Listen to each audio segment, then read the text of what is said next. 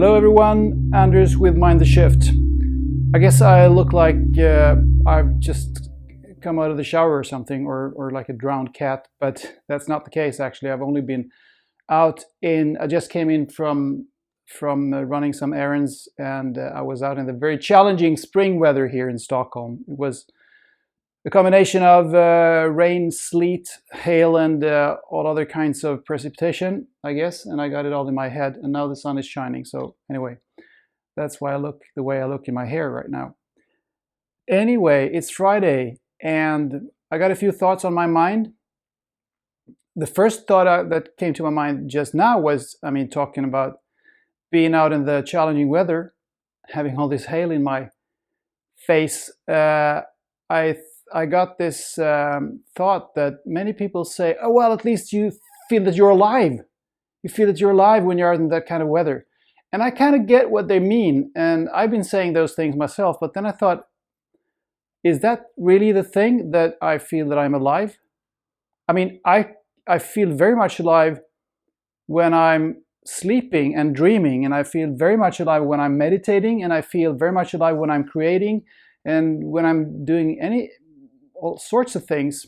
I would say alive is what you is, no matter what you do or where you are. The thing with being out in that kind of challenging environments, be it rough weather or climbing a mountain or doing some kind of tough sport or whatever, the thing with that is that you feel that you're physical.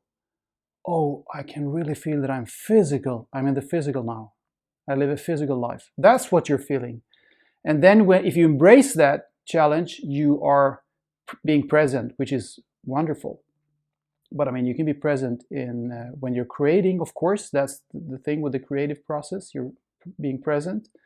And when you meditate, you're very present. That's the thing about meditation, to be present. You can be present any time, actually. But this thing that I was talking about just now is really feeling that you are living a physical life. Now that's that. I also want to tell you just briefly that I had this astrological reading the other day, which was fantastic. It was wonderful. And as you know, I've been interviewing a great astrologer on the podcast. And the fascinating thing was, I wasn't surprised to find this, because I know it works. It's all about interpreting energies that are out there and that affect us and that are in us. So as above, so below, But this astrologer, she could see some very pivotal moments or periods in my life, 2 or 3 of them. And she could see the relationship with my mother, how that was, and how my relationship with my father was something completely different, and it was really to the point as she was describing it. And she could also even see some things about my sibling, my soul sibling, that is really incredible, that she could see that. She didn't know anything about my family or background or anything. And then she had a number of really interesting periods ahead of me right now that are supposedly challenging or wonderful or promising, all kinds of things concerning what I'm doing for a career or whatever you want to call it, and concerning my relationships with other people and love and everything.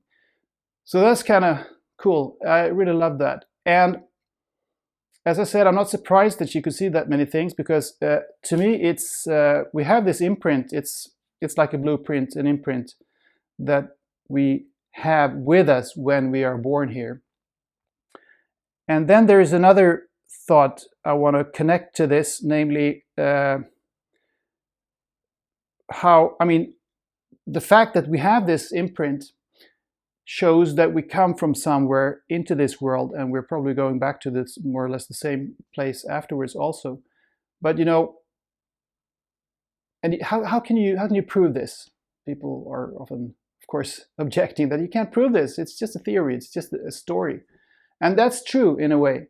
But you can feel it, you can intuit it, and there was one thing that came up in my head, or struck me. I love that expression. It struck me, or it came to me, because I think that's how it works. It comes to you. It's not your brain coming up with things. It's you getting access to information, knowledge that you already have. But you forget it when you're born, and then there's a constant process of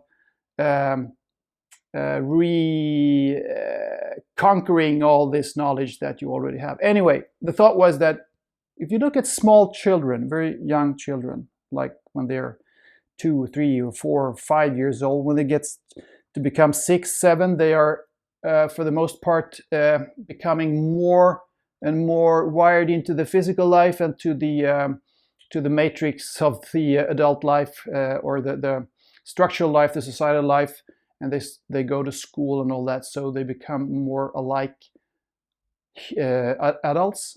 But when they're younger, they act very intuitively, and they act very spontaneously, and they don't actively think, really. I mean, they don't have this thinking mind. They are more, I think, people like Bruce Lipton and Joe Dispenza and others talk about the brainwaves being in theta, which is more like being hypnotized. In hypnosis, you also have brainwaves, the theta brainwaves. So that's the state that these young children are in. And now here is the thing that I was thinking about. If you look at them, if you watch them, we all know that they are very eager to get things, to have things that they want, that they desire, and they want them immediately. And then they realize that they can't have them. Their mom or their dad tells them that no, of course not, you can't have that now. That's not, or they're told that it's not yours. You can't have that because it's not yours. One day you might have one yourself, but we can't afford to buy one now, so you can't have that now. And even if they can buy it or somehow get hold of that thing that the child wants, you have to wait.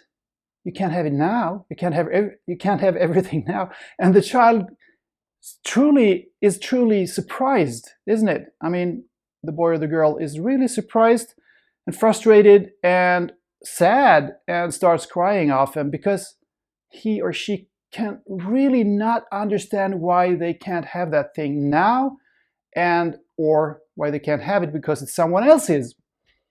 And I was thinking, isn't that really, really peculiar, odd, strange that they would react that way if we were randomly assembled flesh robots? Let's say clean slate. When we're born, we're just physical beings. We have no previous lives, no previous concepts, knowledge of anything or how anything works. Isn't it strange that children if that were the case, would react like that to these, mom and dad telling them what is and what is not and what they can have and can't have? I mean, if that were the case, wouldn't they be just, fine with that, neutral? I mean, they wouldn't know anything. Okay, that's how it works here, so I'd go with that. But I mean, almost every child is truly, deeply, really surprised that it works that way. Why can't I have it? Why can't I have it? Why can't I have it now?